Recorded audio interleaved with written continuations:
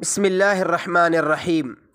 میرے محترم سامعین، آج کے شرعی مسئلہ کا جو عنوان ہے وہ یہ ہے کہ کیا کافر کو غیر مسلم کو قربانی کا گوشت دے سکتے ہیں؟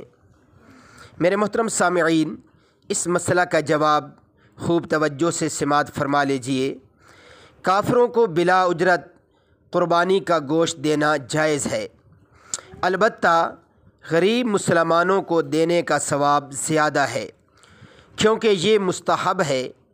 اس لیے قربانی کا گوشت مسلمانوں کو دینے کی کوشش کرنی چاہیے۔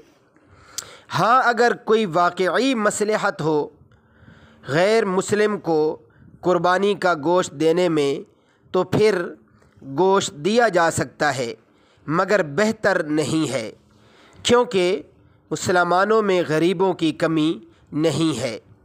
اللہ عمل کرنے کی توفیق عطا فرمائے۔ وآخر دعوانا ان الحمد للہ رب العالمین۔